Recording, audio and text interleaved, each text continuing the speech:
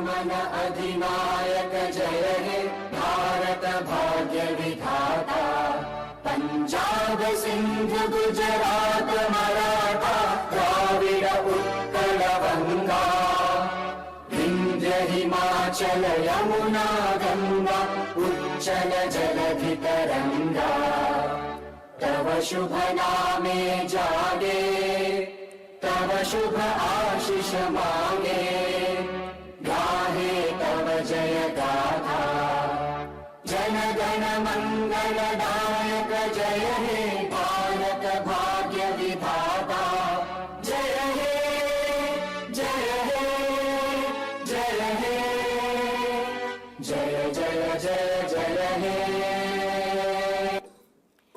हम हृदय से अभिनंदन करते हैं भारत के माननीय उपराष्ट्रपति महोदय श्री जगदीप धनखड़ जी का। स्वागत है honourable acting chairperson NHRC Shrimati Vijaya Bharati Sayani ji का, secretary general NHRC respected Shri Bharatlal ji का। हॉल में पधारे माननीय जजेस, माननीय पूर्व सदस्यगण तथा सभी सम्माननीय अतिथियों का हम हार्दिक अभिनंदन करते हैं। और अब हम विनम्र निवेदन करते हैं माननीय उपराष्ट्रपति महोदय श्री जगदीप धनखड़ जी आपसे कि कृपया दीप को प्रज्वलित करके कार्यक्रम का शुभारंभ करें। मंचासीन गणमान्यों से भी मेरा निवेदन है कि कृपया वे भी इस शुभ कार्य में सम्मिलित हों।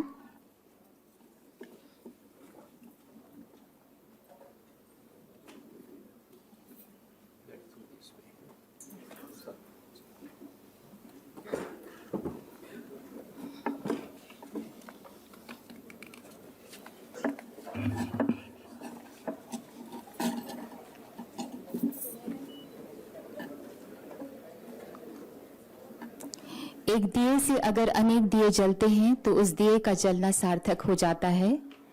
राष्ट्रीय मानवाधिकार आयोग ने चेतना की जो मशाल जलाई है वह जागृति का सूरज बन लोगों की जिंदगियों को रोशन कर रहा है। शुभम करोति कल्याणम, आरोग्यम धन संपदा, शत्रु बुद्धि विनाशाय, दीप ज्योतिर नमोस्तुते। दीप ज्योति नमोस्तुते।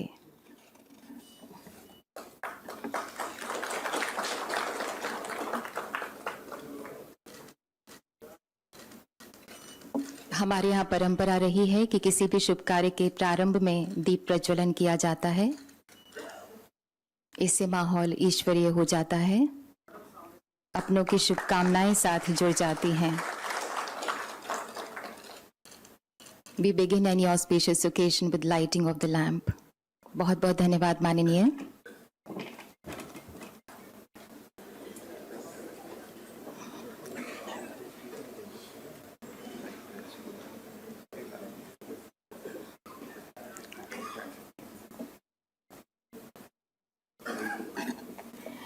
अतिथि सत्कार का संस्कार निभाते हुए हम honourable acting chairperson NHRC Shrimati Vijaya Bharati Sayani ji से निवेदन करते हैं कि कृपया माननीय उपराष्ट्रपति महोदय का स्वागत पौधे से करें। पौधा जीवन और हरियाली का प्रतीक है। हमारे तिरंगे में जो हरा रंग है वो प्रगति का, शुभता का और उर्वरता का प्रतीक है।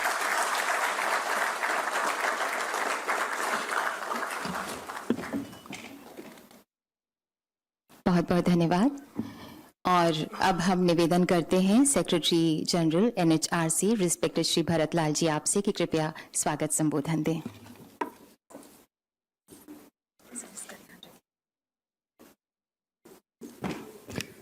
Thank you, Mr. Ji. Good morning to all of you. I am deeply honored and indeed it's a privilege to stand here and extend a very warm welcome to all of you on the occasion of 31st Foundation Day of National Human Rights Commission. We are privileged to have today with us Honorable Vice President of India, Shri Jagdeep Dhankhar ji. On behalf of NHRC and all of you, I extend a very, very warm welcome to Honorable Vice President of India. Sir, your presence adds immense value to this occasion. As we all know, Honorable Vice President His journey has been seamlessly blended law, governance, and deep commitment to human rights. Starting as a lawyer known for advocating constitutional values and social justice, he champions the right of marginalized. As governor of West Bengal, he stood for upholding and practicing those constitutional values. As Vice President of India, he remains a steadfast advocate for fairness, equality, and justice, emphasizing the importance of democratic principles and dignity of all human beings. Sir, your presence here is a testimony of how dear the subject of human rights is to you, and we are grateful for this kindness. I also extend a very warm welcome to Srimati S. Vijaya Bharti, Acting Chairperson of the National Human Rights Commission. With more than 45 years of active social work, she brings with her a strong sense of justice and deep understanding of various societal issues. I also take this opportunity to extend a very warm welcome to ex officio members of the National Human Rights Commission, honorable members of Lokpal, chairperson and members of other statutory bodies, member of Diplomatic Corps, former judges of Supreme Court and High Courts, chairpersons and member of the State Human Rights Commissions, member of legal fraternities, senior officers, special rapporteurs, special monitors, and member of the core group of NHRCs, special invitees, human rights defenders, academicians, representatives of civil society, business, and media. Let me also welcome our young professionals and students who are carrying forward this rich legacy of protecting human rights into the future. This day is a reminder of our collective responsibility to protect the rights and freedoms inherent to every individual, regardless of their background, belief, or circumstances. As we all know, India is a land of diverse culture, languages, and traditions. We are a civilization that has thrived for centuries on the values of empathy and solidarity. The Indian ethos is built on the values of compassion and respect for all. We follow the footsteps of our freedom fighters and social reformers, who were among the first human rights defenders of the country. The Commission is committed to fostering an environment where justice prevails, where every voice is heard, and where every grievance is addressed. The Commission was set up to serve as a beacon of hope for those whose rights were denied. Our work is about fostering a culture of respect and dignity for all. In the last 1 year, more than 68,000 complaints have been received in the Commission, and almost 70,000 complaints of some previous years also have been disposed of. During this period, Commission has recommended roughly 17 crore rupees compensation, monetary relief to the victims and aggrieved or their next of kin.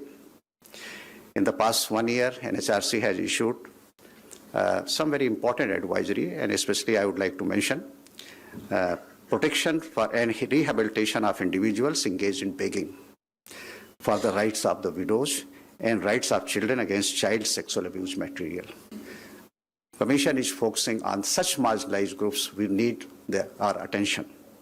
To highlight the challenges faced by the women in workplaces, the Commission hosted a national symposium on women's safety at work and public spaces, which was attended by key stakeholders. In the last 1 year, we have held several core group meetings, like on right of human rights defenders, business and human rights, health and mental health, persons with disabilities, rights of bonded laborers, tribal education, and right to food. In fact, to highlight the challenges of vulnerable communities, we have organized a number of open house discussion, especially like rights of children of sex workers and children from marginalized communities, tribal education in India, protection of nomadic, semi-nomadic, and denotified tribes, and rights of fishermen. The NHRC is the voice of voiceless. The Commission functions to ensure that poor and marginalized are not left behind. The Commission works closely with the government to ensure that no one is left behind.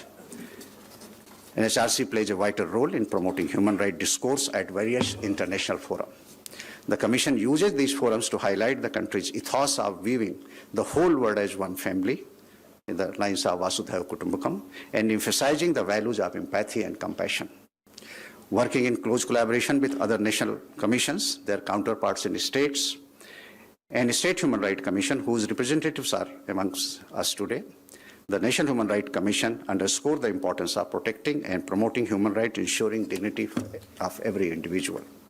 On this special day, let us not only celebrate the NHRC's history and successes, but also look forward into the future with hope and determination. With these words, I once again welcome all the esteemed dignitaries and guests. Our special gratitude to Honorable Vice President of India for gracing this occasion, and we look forward to his work. Thank you all very much.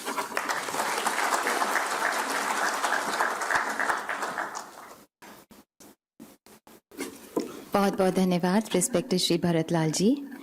और अब हम अनुरोध करते हैं honourable acting chairperson Shrimati Vijaya Bharati Sayani ji से कि कृपया इस गौरवशाली दिन अपने विचारों से हम सबको अवगत कराएं, हमें संबोधित करें।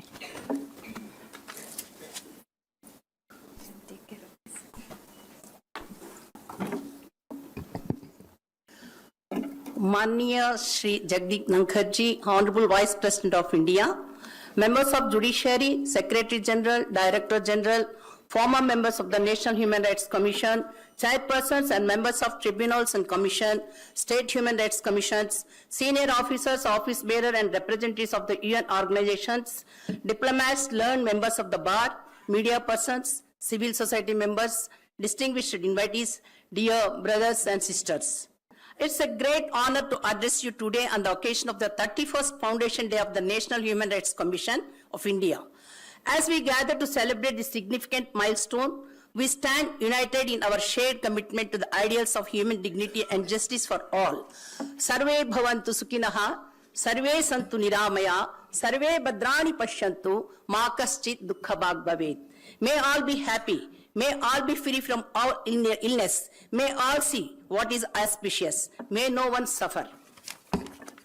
Human rights are cornerstone of a just society, ensuring dignity, freedom, and well-being for all. They empower the marginalized to assert their entitlements and contribute to national progress.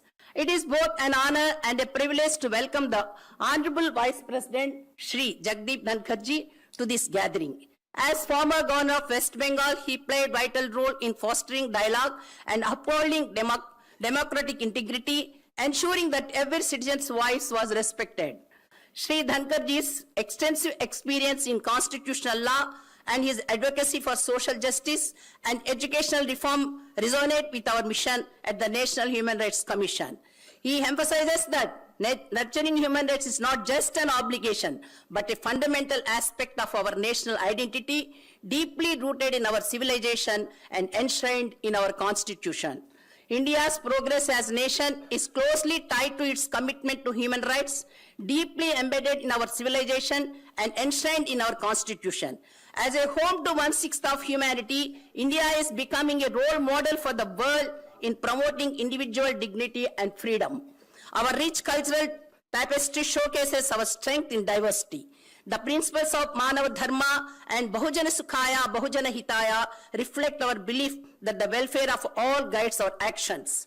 Respect for individual dignity is central to the Indian ethos, rooted in ancient texts like the Vedas and the Gita. India's human rights journey has been shaped by reformers like Dr. B.R. Ambedkar, who enshrined fundamental rights in the Constitution, and Mahatma Gandhi, who promoted non-violence and civil liberties. The National Human Rights Commission plays a crucial role in safeguarding fundamental rights by investigating human rights violations and holding public servants accountable. It acts both suo motu and in response to citizens' petitions. Throughout its history, the National Human Rights Commission has addressed landmark cases and made significant recommendations to uphold human rights in India. The NHRC addresses a broad spectrum of human rights violations, including custodial deaths, bonded labor, exploitation of marginalized groups, and denial of medical care.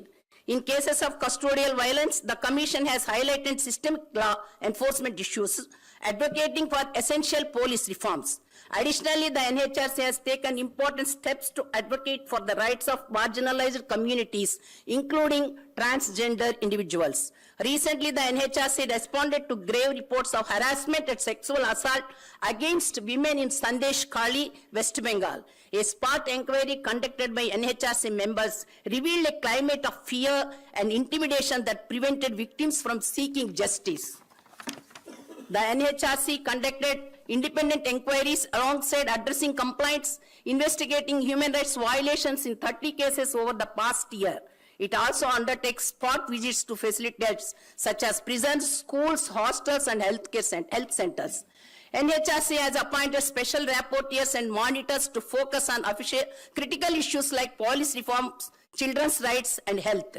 Since its establishment in 1993-94, when only received 496 complaints, from October 2023 to September 2024, the Commission registered an astounding 68,000 complaints and disposed all the cases, showcasing its commitment to justice. The NHRC has formed several core groups to take critical issues like health and mental health, business and human rights, right to food, and LGBTQ+ rights. These groups include experts, academics, and NGO representatives, facilitating a collaborative approach to human rights advancement. Training for trainers and capacity building programs are being implemented for field officers, police, and paramilitary forces to raise awareness about human rights. The National Human Rights Commission has recently issued several advisories to protect vulnerable populations, including impoverished, uneducated children, women, and differently abled individuals engaged in begging. On September 9, 2024, we hosted the National Symposium on Women's Safety at Work and in Public Spaces, uniting key stakeholders to address the challenges faced by women. Additionally, the NHRC has engaged in open house discussions and core group meetings focused on pressing issues like the rights of fishermen and tribal education. As we celebrate our achievements, we must remain committed to uplifting vulnerable groups, prioritizing their human rights with compassion for their unique situations. Our strength lies in our unity in diversity, guided by Manava Dharma, placing humanity at the heart of our mission. The National Human Rights Commission envisions a society where the dignity and rights of every individual are respected, promoting inclusivity and understanding. The wisdom of the Maha Upanishad, Vasudhaiva Kutumbakam, highlights our interconnectedness and shared responsibilities. In the words of Kalidasa, when called to duty, we must act without hesitation. This sentiment is beautifully captured in Sanskrita sloka, Eto dharmas tato jayaha. Where there is righteousness, their victory is assured. Together, let us commit to working harmoniously towards a future where every person can thrive with dignity. Thank you. Jai Hind and Jai Bharat.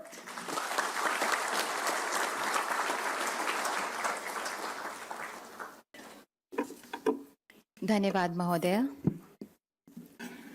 आज का दिन परम सौभाग्य का दिन है जब हमारे बीच देश के माननीय उपराष्ट्रपति महोदय स्वयं पधारे हैं।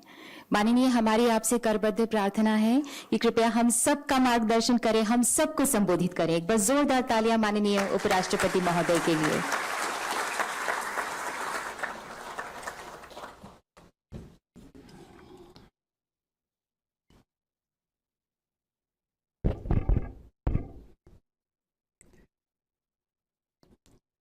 Very warm good morning to all of you. Srimati Vijay Bharti Saini, Acting Chairperson, National Human Rights Commission, and I have a strong fraternal bond with her. We both belong to the legal fraternity. Shri Bharat Lal, Secretary General NHRC. There are many people in the audience. I have enormously benefited from their guidance. Some of them have mentored me. It will be difficult to pick out names for fear of omission and thereby violation of human rights. So, distinguished audience, excellencies, and friends in the cause of human rights. I had a tenure which I will not be able to forget because it is reminded on every platform. My tenure as Governor State of West Bengal. That makes me resonate about the state of human rights.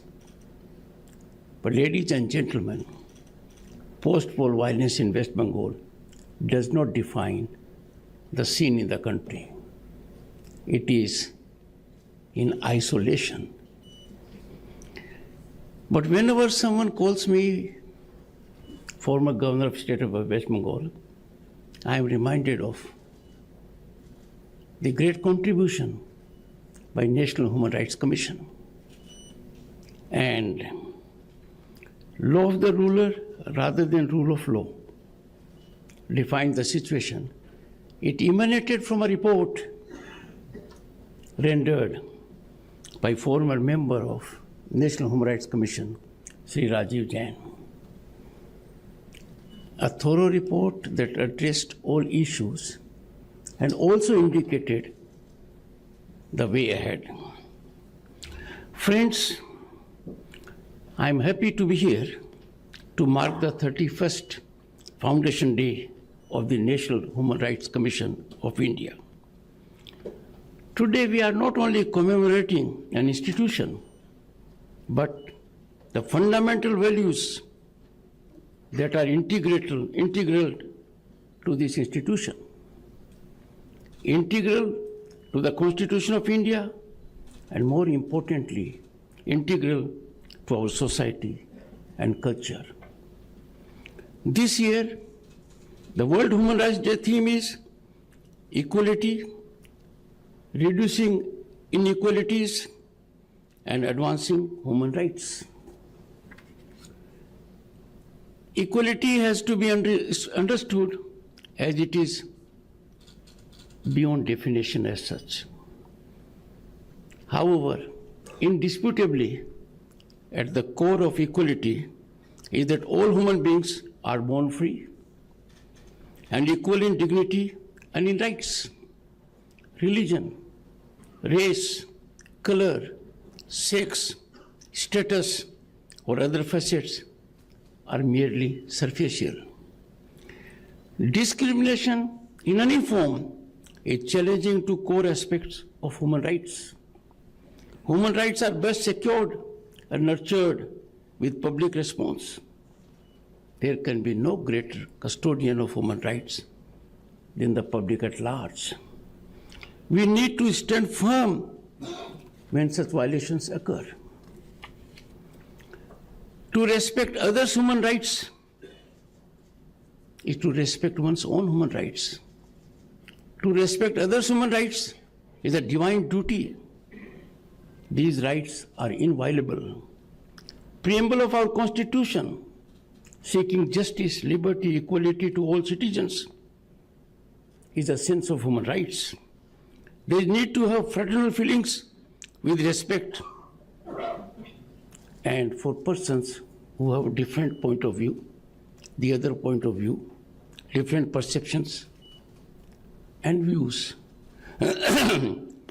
Human rights, friends, can be defined broadly in two ways. First is a narrow one,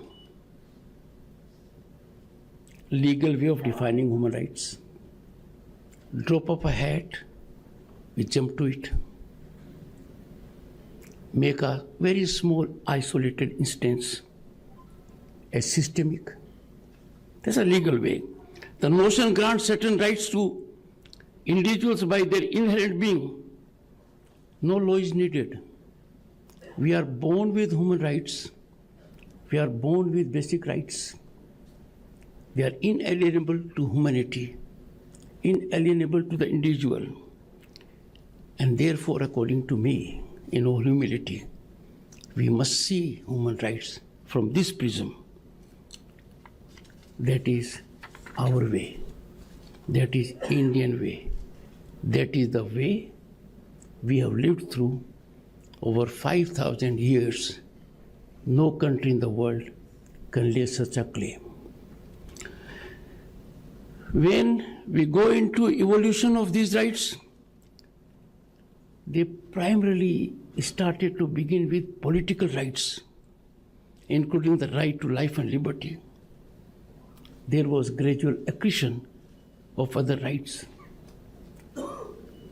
Judiciary in this country has added many dimensions to these rights. But there is another way, and that is the civilizational way of thinking about human rights. That is organicist way. It looks human beings as part of organic whole, including the society, prakriti, nature. And the system as a whole has to live in peace. It is encapsulated. Sarvam Shanti. We have dictated our lives over centuries in spite of various difficulties by this dictum. For us, as a nation, nurturing of human rights is a way of life.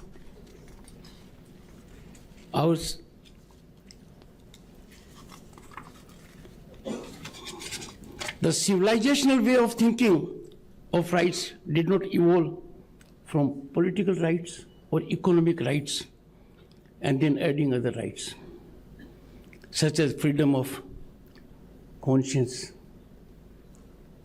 The basic, the pristine, the organic, the original can be looked into our Vedas and our functioning over the ages.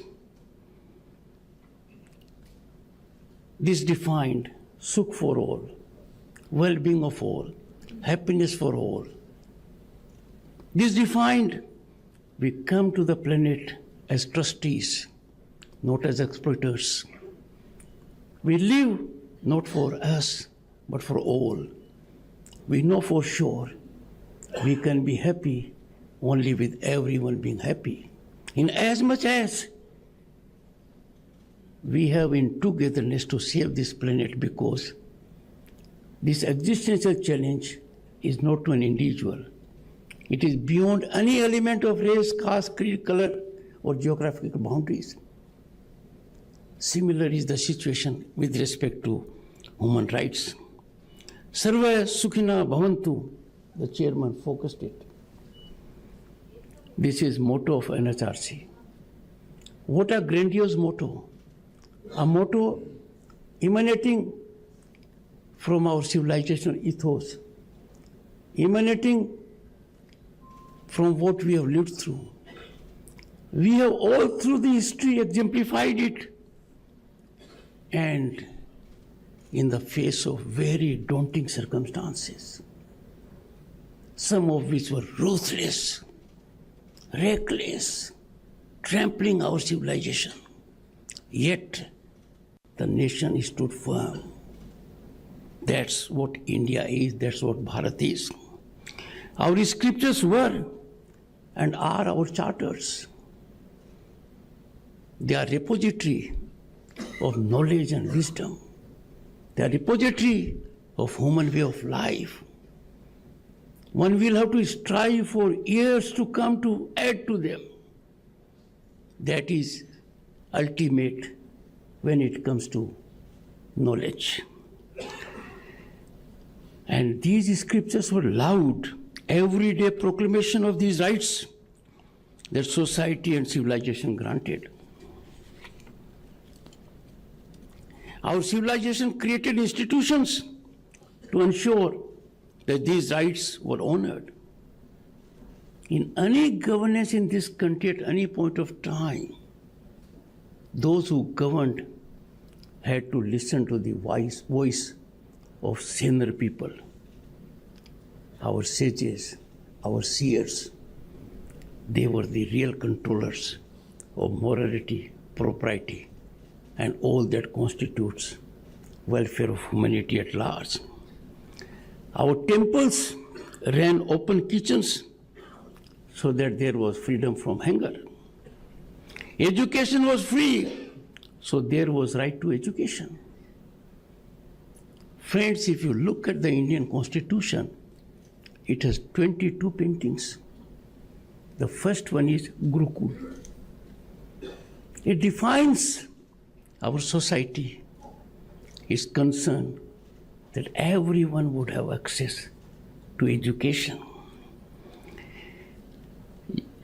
You gave dakshina according to your ability, but there was no tuition fee. Guru dakshina. If you got education, you can reward your teacher, you can honor your teacher.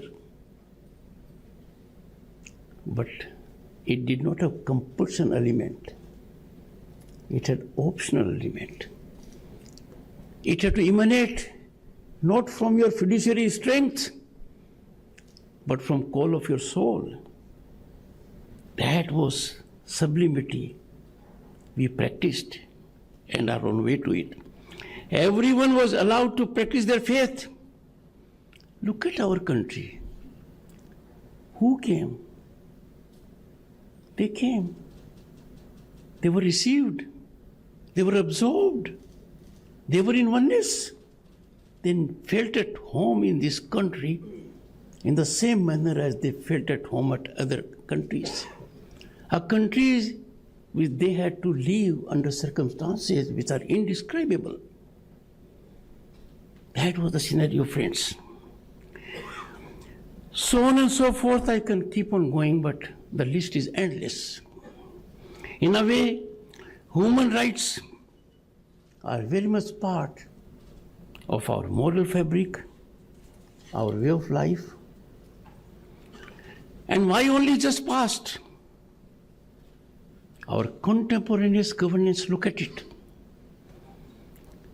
It underlines this very philosophy in several ways. Policies are driven by the idea of human rights. When COVID hit us and hit the world, it was a non-discriminatory challenge to the entire planet. High and mighty and great nations suffered.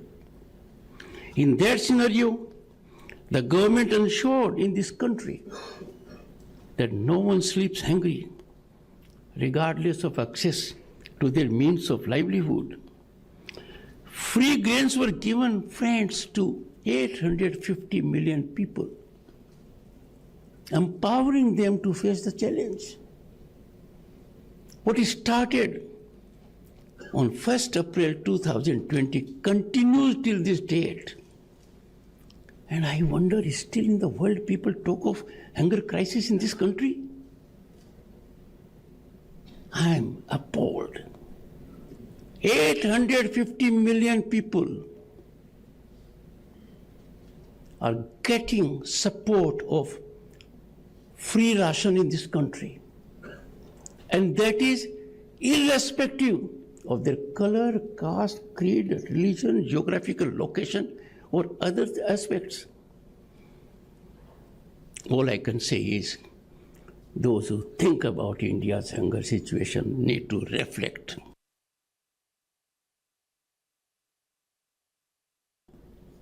And get into repentance mode. This moral fiber is driving governance in this country. I don't want to reflect more on this. So much attention has been bestowed on human rights in this country that what was unthinkable is now a ground reality. If a widow has to stand in queue for 2 hours and suffer to get pension for the service her late husband rendered, this was loss of dignity. Not any longer. She gets sitting at home, and this makes Bharat accounting for more than 50% of global direct digital transfers, which indicate promptness, which indicates no leakage, no licensing, no one in between. The world needs to know it. I'm not seeking recognition, just to be informed. Direct benefit transfers hit at the corrupt. And you'll be happy to note, friends, corruption has been neutralized from power corridors in this country. Corruption is no longer a password to a contract, to employment. Corruption leads you to be attendant to law.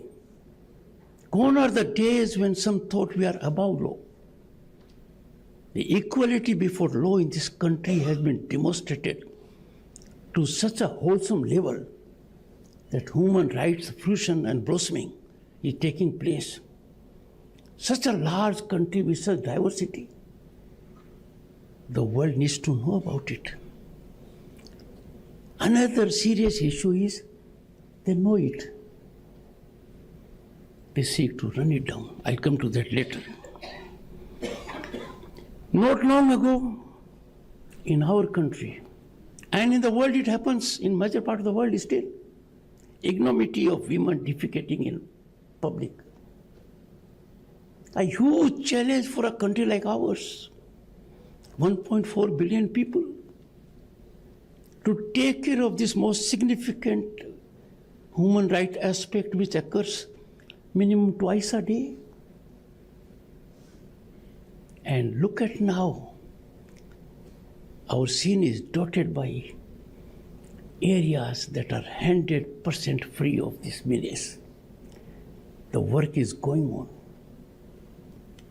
The world has to see it to believe. What a transformative change it was. Well thought out policies have ensured toilets now in every home. A fundamental right not required to be scripted by any constitutional prescription or law. A ground reality at the moment, imparting to our women and others also dignity, which is most precious facet of human rights. Friends, these are just illustrative. Technological penetration has created equalizing situation and helps curb iniquitous practices, making everyone equal before law. No country in the world can claim the kind of equality before law ecosystem we have.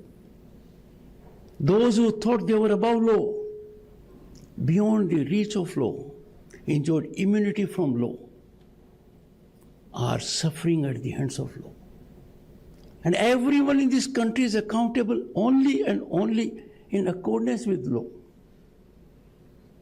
A big change the world has to notice. We are perhaps a country in a single-digit situation on this score. The strong arm of law in our country curtails the environment of impunity. Friends, do you think a country that had such a holistic idea of rights takes care of everyone? Do we require sermonizing?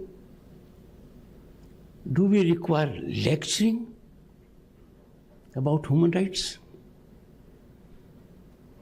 We are open to all ideas. We are resilient. But we don't need lecturing or sermonizing on human rights aspect.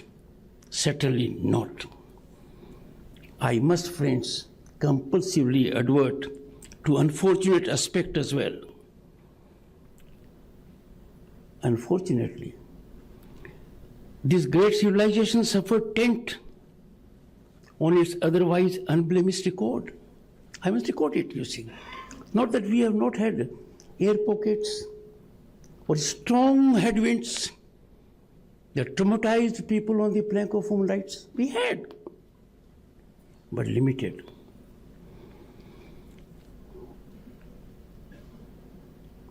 Bharat, long championed as a guardian of human rights, faced 3 stark transgressions that scared generations. They scare my generation. They are scary for younger generations also. The brutal partition being one, the oppressive emergency being the other, and the horrific 1984 riots.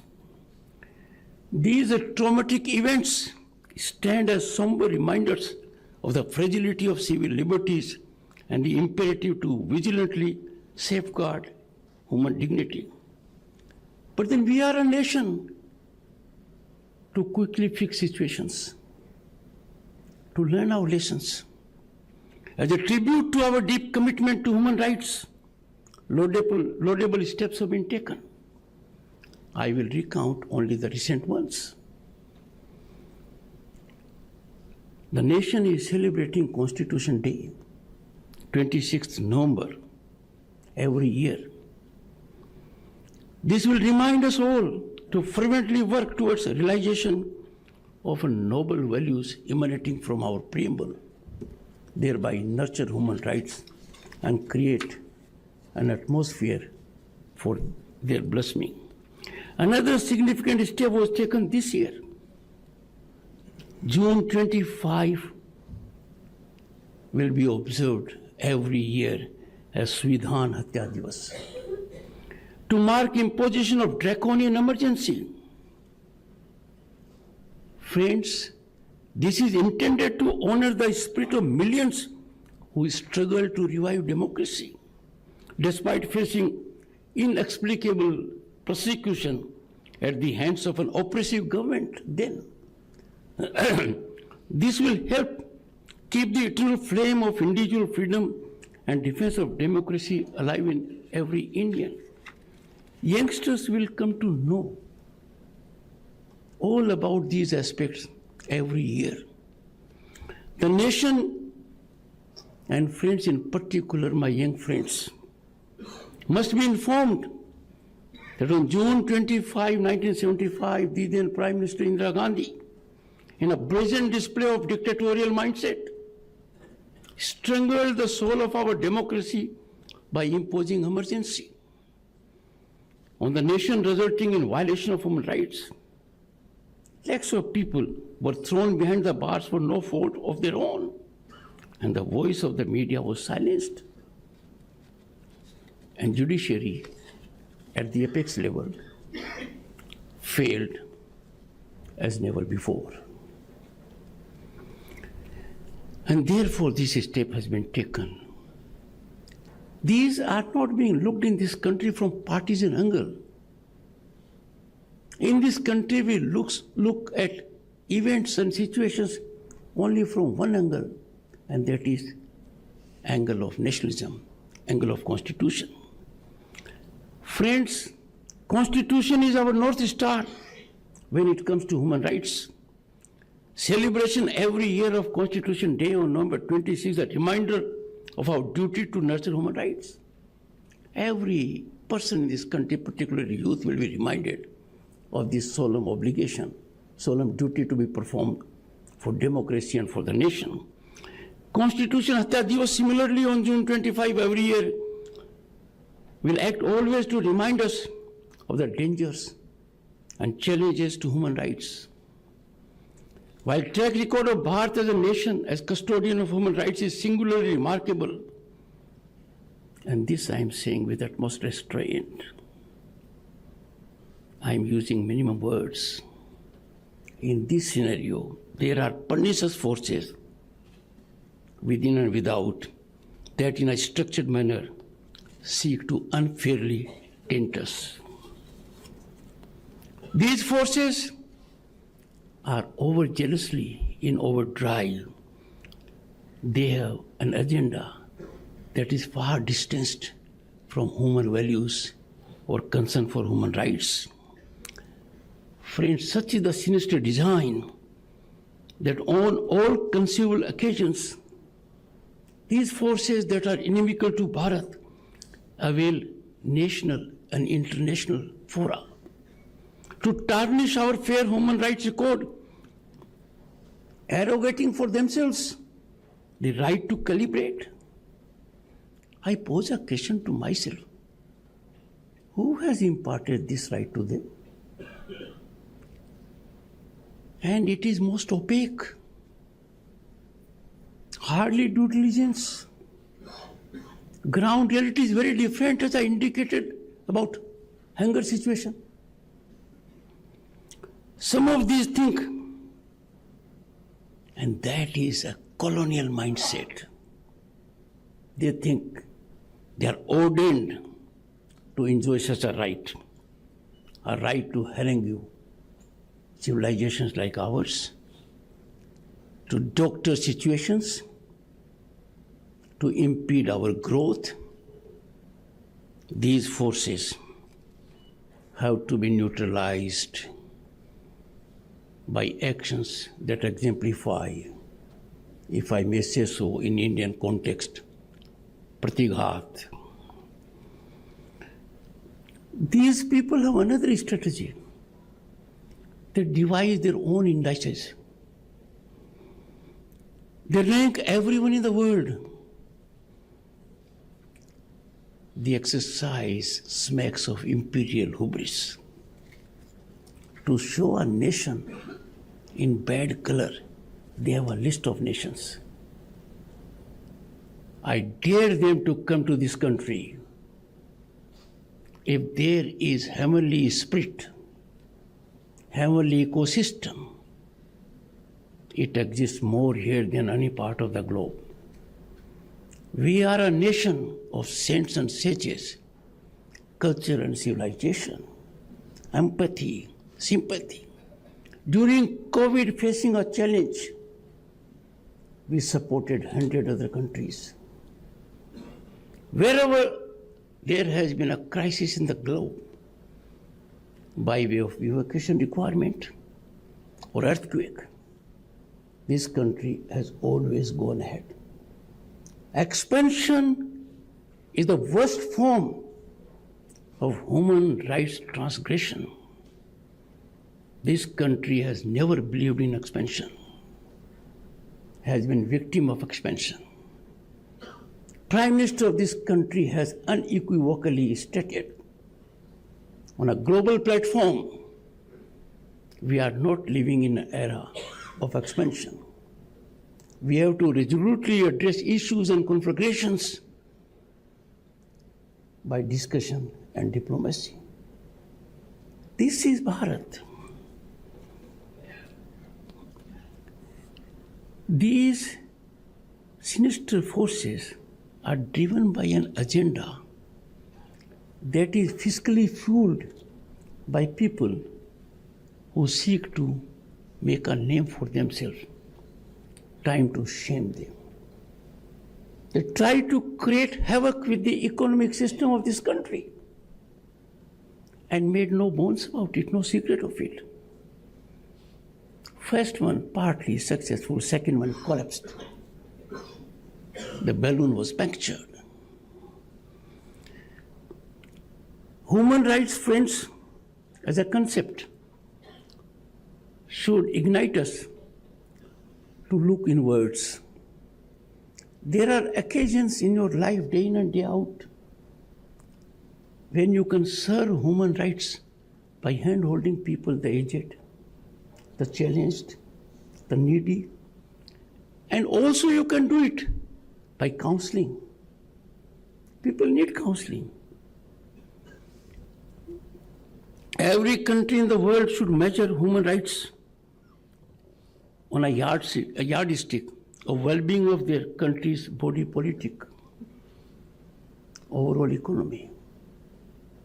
In last decade, India's economic growth, which is exponential, incremental, now unstoppable, is not pyramidal. It is plateau. Everyone is getting the benefit who is in the last row. Affordable housing, gas connection, tap water, internet connectivity, road connectivity, and this is non-discriminatory progress. Never in this country a developmental project has been dictated by circumstances that are not sublime, serving the ultimate cause of human rights. A country where even for a single person to exercise his right to vote, arrangements have been made. Steps have been taken by the government to ensure that those who are in hilly areas or difficult, challenged areas, they get electricity in their house. Such is the track record and concern for human rights. Friends, look around the world, look around the globe. you'll find Bharat way ahead of other nations when it comes to preservation of human rights, particularly minorities, marginalized, and vulnerable sections of society. Tell me, which country in the world treats its minorities the way Bharat does? We have seen condition of minorities in several nations. Geographically, several nations' names have been totally eradicated when it comes to their demographic composition. Surprisingly, the small segment left behind had to seek refuge in this country. Human rights cannot and should not be used as a tool of foreign policy to exert power and influence over others. Naming and shaming the wrong is a degraded form of diplomacy. You have to preach only what you practice. Friends, if one incident happens, it is disproportionately blown out, fast-tracked. Narrative gets wings. Voices rise all over, fueled by fiscal power. That is the time when our youth and media must be vigilant. We have to be vigilante of every aspect of human rights. We have to remember we are a nation of 1.4 billion people. An isolated incident cannot define us.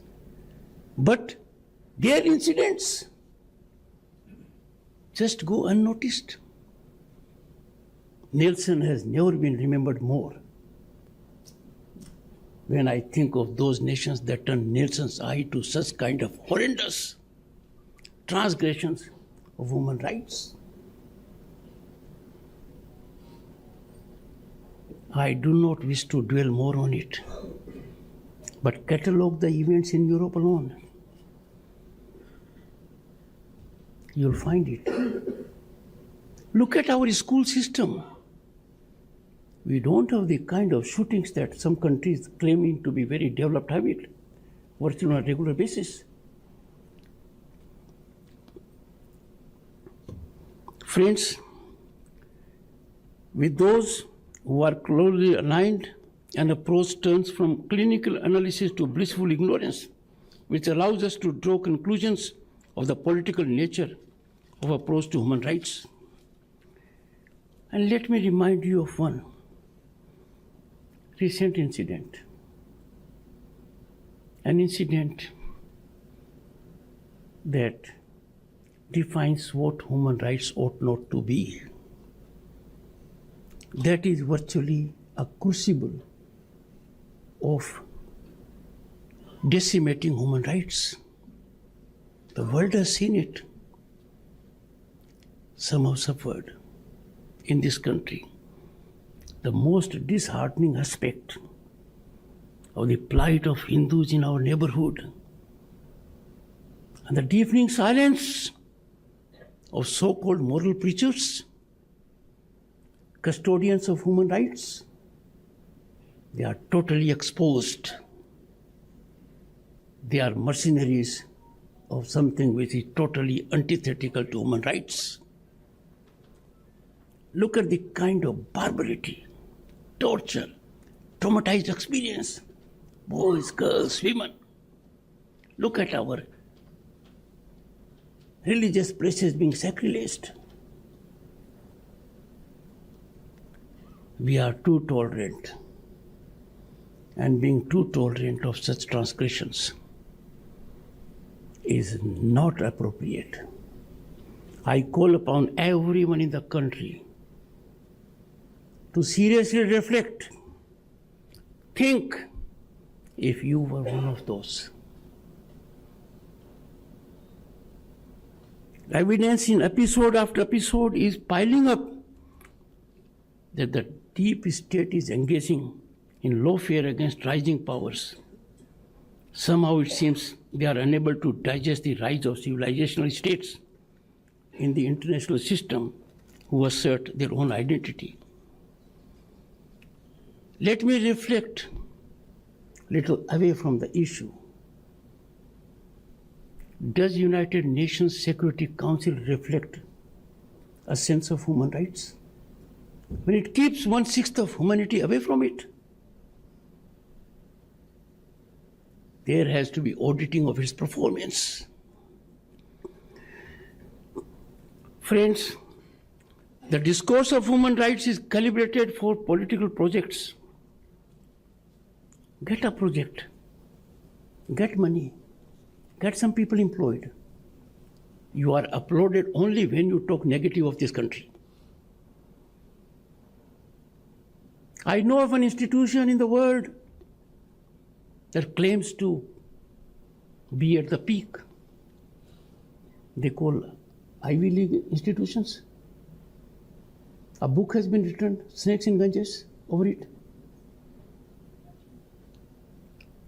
A celebrated figure, world-renowned, Dalai Lama Ji was invited. The invitation was cancelled. The one who took the call to invite was shown the door. And we get preachings from there that in our premier institutions, admissions are accorded by privileged pedigree system, not by merit. I went to school on foot, traveling 6 kilometers, got educated by scholarship, come from a farmer's family. I am before you. Draupadi Murmu, a tribal woman who faced all kinds of challenges, is the first lady and first tribal president of this country. And Prime Minister Narendra Modi, for historic third term after 6 decades, and first term with full majority after 3 decades, and one who has changed the landscape of this country, is an OBC from backward community. The only memory he has of his youth is serving tea while the train came, that too in a hurry to make money. I am defining these 3 top posts in this country of 1.4 billion. If this change is not pro-human rights, if this change is not transformative, well, I fail to understand how to define it. People-centric governance is our mantra, is our philosophy. Last mile delivery, welfare of the weakest. You see our civil services, you will be amazed, particularly the people outside the country who get into there, the marginalized. I was so happy to find that the father was a painter in a police station and the girl came there as superintendent of police. And these instances are not isolated. They are many. My mother was not educated formally. My father did not go beyond class 5. I am before you. This defines the great change on human rights this country has. Friends, when you ignore these developments and artificial issues are imputed to portray Bharat in bad light, I can only lament the intellect of those heaviness who are distanced from rational approach. It is painful to find such realities when you scratch the surface of those who claim to champion and advocate human rights. I don't want to say more. I know them. We have a system. Institutions are being used, including judiciary. We have to be on guard. Every citizen in this country has to be watchdog of human rights, because those trying to challenge are inspired by ill motivations to destabilize this country. They find our growth indigestible. They are not acting as per their soul or mind. They are being financially manipulated. Much of it has been contained. It shall not be allowed to happen in this country. We are a nation. To us belongs this century. And we will be a developed nation by 2047, making our people in every respect enjoy human rights. Domestically, we should be wary of elements that use human rights to advance their political agenda. I am addressing the community of politicians. Citizen Amendment Act. How can this be an issue? The act does not deprive any citizen of this country of his or her citizenship. The act does not handicap any person on the globe to take recourse to taking citizen of this country. The act is an affirmative step to give citizenship to those who are being hunted, persecuted. And this is not limited to one religion, many religions. Even such a soothing aspect is sought to be challenged. Well, we have a situation. Deep state takes shape only in this way, and therefore nip it ruthlessly in the bud when it is seen. Look at the prime example I indicated.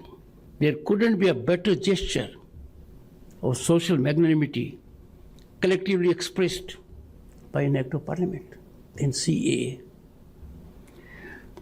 Stateless refugees who are to flee from Bharat under severe repression for committing the sin of choosing to follow their conscience from our neighborhood. They had option to be here. They committed sin of conscience, went. Then were suffering day in and day out. And this is being opposed. This balm, this soothing medicine is being opposed on the plank of human rights. How sharper than serpent's tooth could it be? Friends, this duality exposes a sinister political agenda that includes another aspect which is germane to human rights blossoming and flourishing, and that is demographic balance in this country. History is testimony that nations have completely lost their identity by not addressing this issue. It has, as a matter of fact, global repercussions from the perspective of human rights. The tremors are being felt nearly all over, more in countries that espouse this menace. They are getting the heat of it. The demographic climate change in the world, and particularly in the nation, is an issue that calls for urgent systemic addressing. I emphasize, friends, demographic climate change is a challenge that is required to be addressed. If the world has to live in peace and harmony, nations have to believe in their nationalism and preserve their identity. I have no doubt you will appreciate and be one with me. It is already taking shape of an existential challenge. Let's diffuse this, thereby sublimely serving human rights. Another aspect, human rights should not be sealed for those who take law into their own hands, who challenge law, who use firearms, who create terror, When you deal them in accordance with law, they have easy friends on the point of human rights.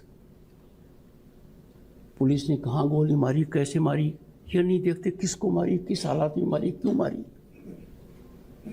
The society can't be held to as a hostage or captive to these violators of law.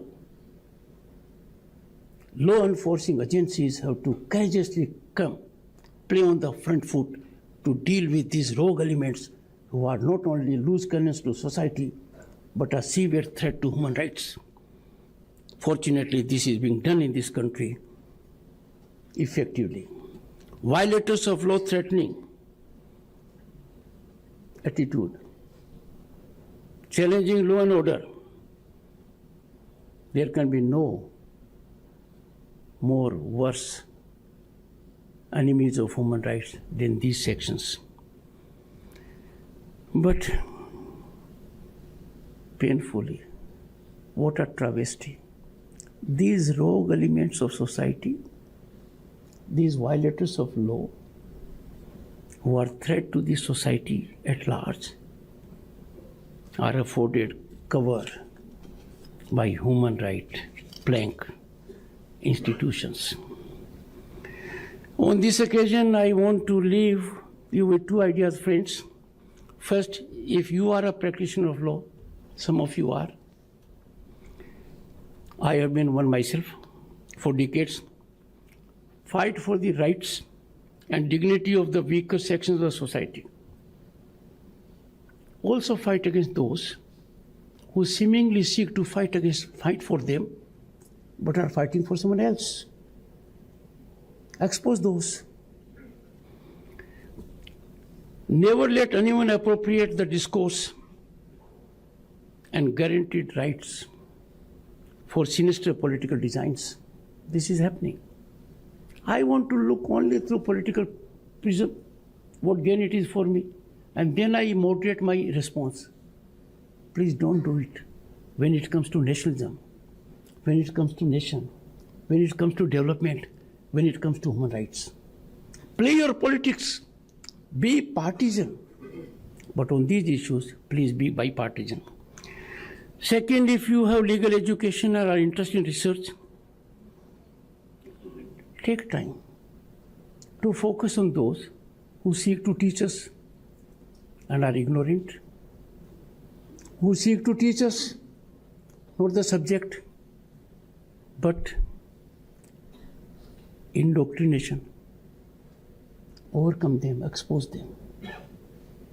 Pick up any part of the globe and you will find they have to take many lessons from Bharat that has nurtured human rights since ages.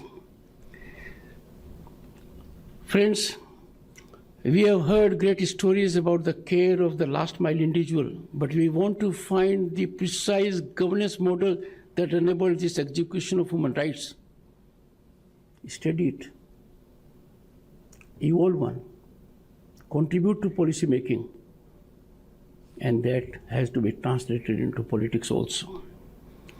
Friends, as we celebrate the establishment of NHRC, let us renew our commitment to the idea of human rights, the rights of our fellow citizens, the ideas inherent to us for generations and centuries, praying for the good of all. Sarve Sukhina Santu. Always remember, I conclude, always remember, human rights preservation, blossoming, and sustainability is in our hands. It is our collective and societal duty that we must unfailingly perform. Thank you for your time.